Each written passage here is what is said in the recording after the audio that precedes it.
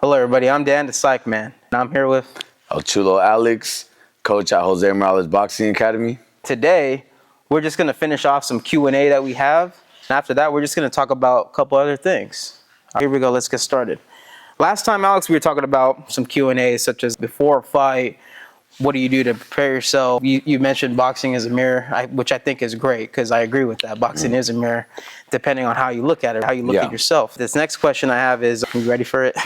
It's, what made you realize boxing was more important than chasing things that are instant gratification? What was instant gratification at that time for you? I think at the time, back when I was competing, I think I was more focused on, I didn't really trust the process too much. I didn't trust the process. I was kind of like, I wanted things to come quickly than they were going to come. Does that make sense? For example, I wanted to right away experience all the wins and experience people telling me, good job, Alex is a great boxer. I just wanted things to come a lot quicker. And I think that when it didn't really go that way, I think that broke my spirit a little bit. It was honestly just, I think experiencing, I want to say failure is what made me realize like it was all part of the process. You know what I'm saying? I think it took me disappointing myself in order to realize that it was all just part of the process, that I should have been more patient with it. Because I'm looking at a lot of other boxers that were kind of in the same boat I was, because there's a time where you're gonna fail a lot. And you're not always gonna get wins. People are not always gonna cheer you on. You know what I'm saying? I think seeing where a lot of the boxers are now compared to where they were back then.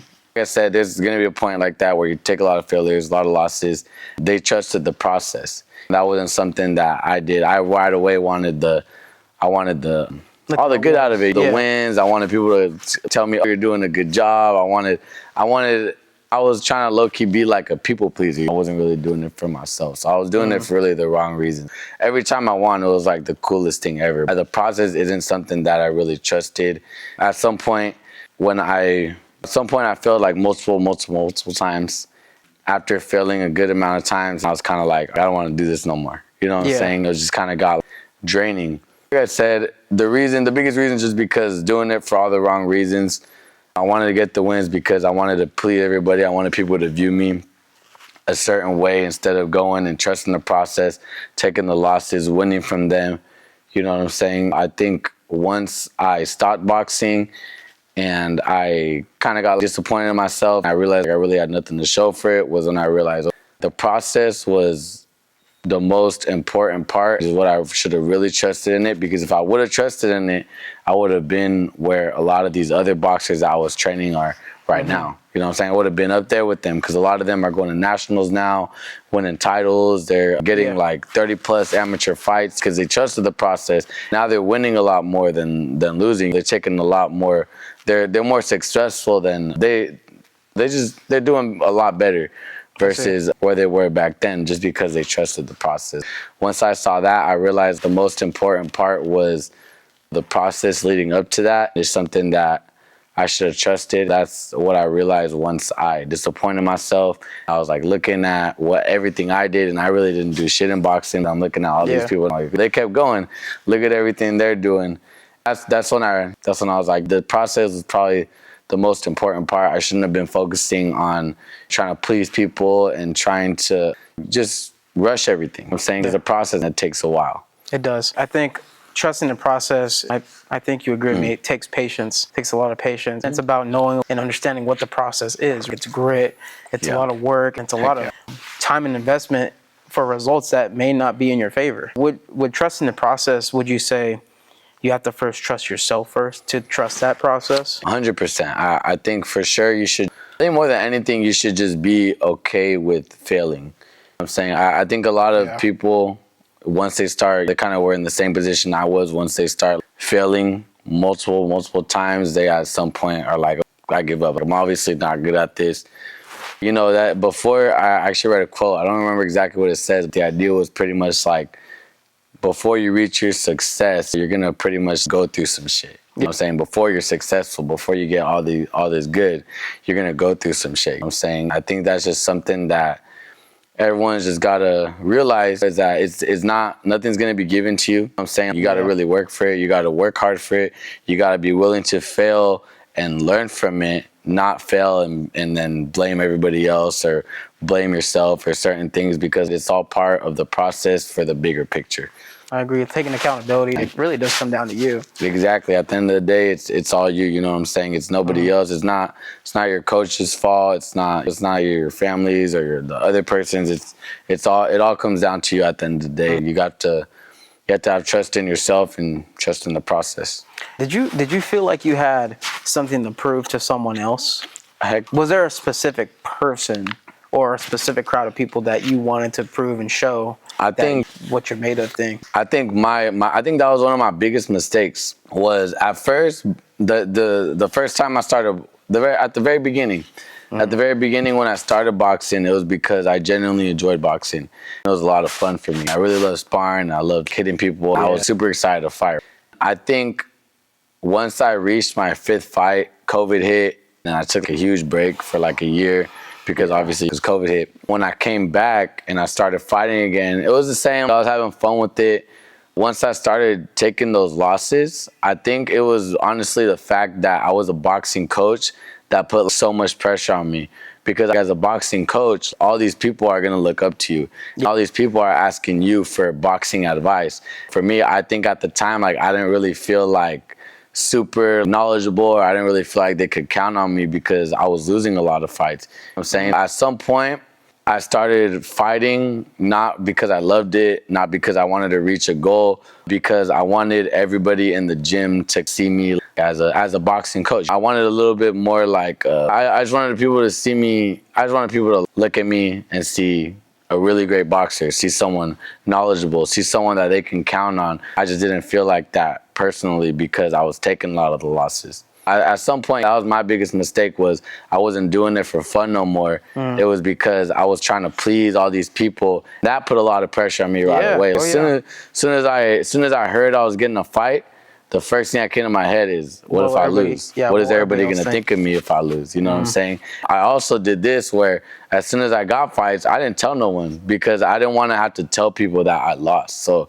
immediately in my mind, I had already set myself up for failure. I did that for multiple fights. It definitely changes the way you're performing there. As soon as you get in the ring, if you have that mentality where you're like, what if I lose? I don't like what ifs. I tell all the boxers, I like, never say what if. Say when I win. Exactly. You know what I'm saying? My mind was full of what ifs or if I lose, or you know what I'm saying? Like I said, at some point I was fighting more for the people in my life, like my dad, Jose, obviously, because he was my uncle and I looked up to him a lot. People that I trained with, people that I coach. I'm saying community. I wasn't doing it for me no more. That's when it got really hard. That's when I started losing a lot more fights, because I would get in the ring. You have to go in there with belief in yourself. You know what I'm saying? You have to believe in yourself. If you don't believe in yourself, then you're already setting yourself up for failure. You know what I'm saying? You already lost the fight. Exactly. You already lost the fight. Was there a time or a certain moment to where maybe someone said, oh, dang, Alex lost, or that really stuck to you, which made it in your head to where it's like, I have to win to please others? Was there a certain event or certain time, or was it something that you maybe came up with all on your own because you're adding pressure to yourself? I think honestly, it was just me on my own. I'm saying, I think it was just, for me, it wasn't just one person. It was like everybody. I'm saying, I think in the beginning, I probably felt like I set the bar a little high. You know what I'm saying? Because I was doing really good because I loved it and because I enjoyed it, not because I was trying to please everybody. You know what I'm saying? And so when I felt like I wasn't meeting that same kind of standard or boxing the same, then I was like, what are they thinking of me? Are they going to think that I'm not knowledgeable? Are they going to trust me still as a coach? I don't want to disappoint these people. You know what I'm saying, shouldn't have worried about, I always say this, me and Jose, we always say this, don't ever worry about anyone that's not going to be in the ring with you fighting. You know what I'm saying, don't worry about people watching you. Don't worry about, you know what I'm saying? It's only you in there and your opponent. So nothing else outside of the ring should matter. That's facts because your decisions in the ring will solely depict if you win or lose. Exactly. Coach is in the corner to give you advice and things. They see things that maybe you don't see in the ring from a third party perspective. As far as, when to slip, when to roll and throw these certain combos and stuff like that, it's only your decision and your reflexes that will do it. People watching, they are as powerless as anyone else. Exactly, man. It really comes down to you. It does. It's only you there in the ring with that dude. Which could be, I could see moments in the ring where you get bopped one good time and that was a good, you got to shake it off. Or you could have a moment where it's like, damn, that was really hard. I don't want to get hit like that again. There's probably shifting moments inside the fight where you're like, I got to stay good. I got to stay all good and everything. And I'm sure Jose and coaches told you these things that maybe motivate you during the fight or get you back to center kind of thing, back to your baseline. Don't worry about it. You got next round. Don't worry about it. That round wasn't shit. Things like that to make you kind of get back in the game. I don't know if I'm right or wrong. No, you're completely right. This is just only what I imagine. I lost a lot of fights like that too, actually, because I had multiple fights. It wasn't just one where I did really, really great in the first 1 or 2 rounds. I did really, really great. I boxed really well. I threw a lot of punches. I threw with confidence. As soon as I felt like they were winning even a little bit, or I felt like I got hit really hard, or the crowd's like, you know what I'm saying? Then it was like, I in a way, not on purpose, I didn't realize I was doing it.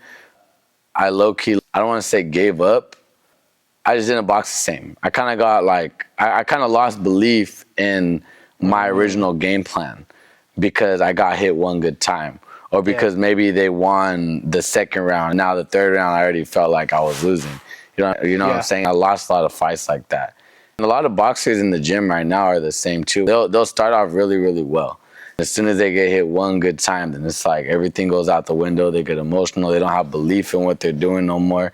You know what I'm saying? I think the most important thing when you're in the ring is maybe you lost one round or maybe you got hit really good. You always stick to what you're good at. Always stick to the same game plan and trust in it. I'm saying because you trained for this fight. You trained a certain way so that you can get in there and perform this way. You know, that's your game plan. The game plan is not always the same. Sometimes you switch it up.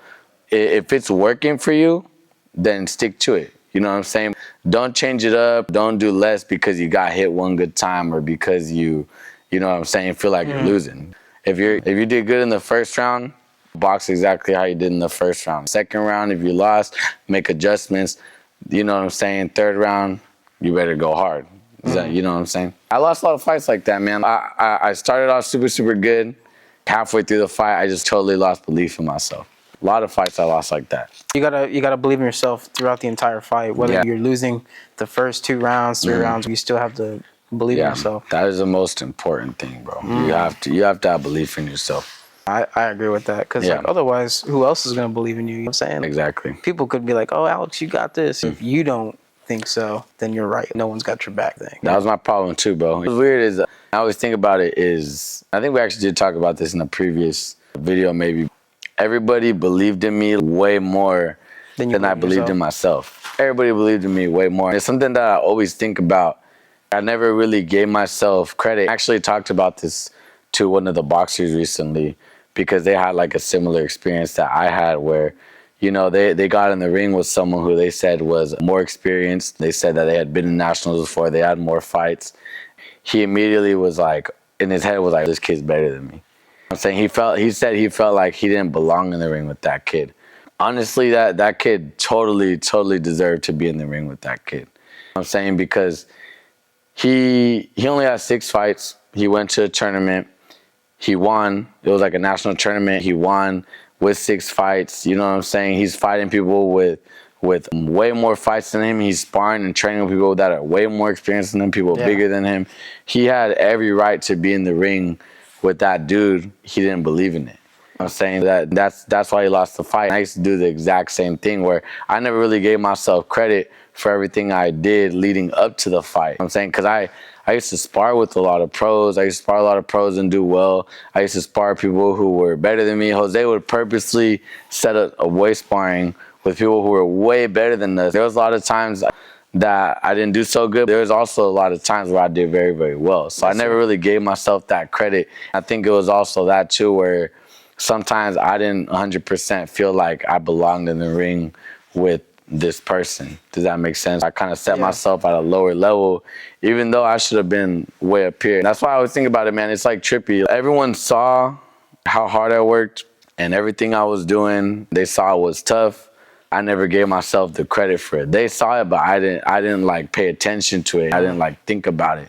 I was just like, this guy's got 60 more fights. Does he run 4 miles every day? Does he train with pros? Does he spar people that are better than him? Is he, you know what I'm saying? Is he training 5 days a week? I never really gave myself that credit.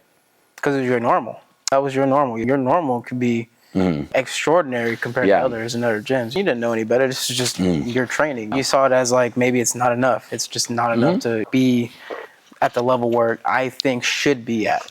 To me, at the end of the day, you glove up and you don't know what the record is. You're fighting somebody across from you. The record and shit like that is just a number. Exactly, you know, it's just a number behind them. Each fight and each person is so unique. The outcomes vary.